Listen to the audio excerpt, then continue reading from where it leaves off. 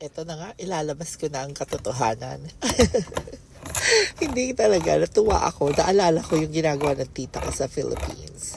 Gumagawa siya ng ganito. Actually, di ba, alam niyo yung leche flan? Actually, hindi siya leche flan, pero alam niyo gelatin. Oo, parang gelatin siya. Na ginagawa niya, tawag niya leche-tin. So, ang ginagawa niya, nilalagyan niya ng raisins, nilalagyan niya ng fruit cocktail, pero gelatin yung ginagawa niya. Para magmukha siyang leche flan kasi ang ginagawa niya, nag-iinit siya ng nag-iinit siya ng asukal doon sa mga llanera. Oh, ayan. 'Di ba? Sinusunog yung tinutunaw, hindi pala sinusunog. Tinutunaw yung asukal sa lanera hanggang maging golden brown. So, after niya, pag nag-golden brown na siya, patutuyuin mo siya. Set aside, kasi lulutuin mo naman yung gelatin. So, actually, yan ang ginawa ko. Hindi siya fruit cocktail, fruit salad, or whatever. Gelatin siya. Ang tawag ng tita ko dyan is leche-tin. Leche-tin? Tama, leche-tin. Kasi, pag binuksan mo siya, parang gelatin siya. Parang leche flan kasi may natutunaw na asukal doon sa ibabaw pag binaliktad mo siya. So, ayan, diba? I-enjoy natin, ha? Gumamit ako ng condensed milk. Yung condensed milk dito na nabili ko is nasa pouch. So, kalahati ng pouch is 1 can for 3 cups of water. Ayun ang ginawa natin. Pero totoo, di ba, naaalala nyo nung nasa Pilipinas kayo, gumagawa ng gelatin ng nanay nyo. Yung mga panahon na may fiesta, may birthday, o kung anong klaseng handaan meron kayo, yun ang ginagawa ng nanay nyo. Ako, sa tita ko yan natutunan kasi paborito ko yan pag gumagawa siya ng leche-tin.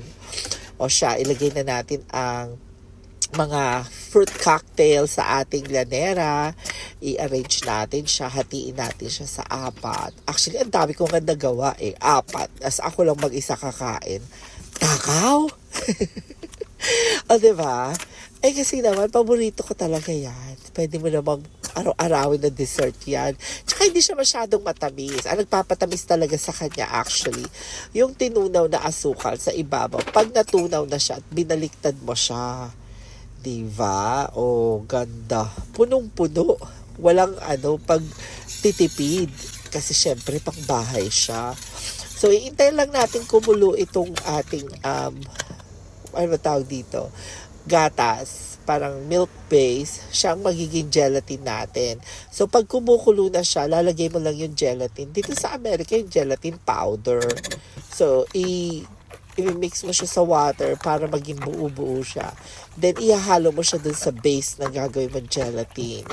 So, ayan. O, sige, halika. Magbuhos na tayo dun sa ating lanera. Hatiin natin siya sa 4.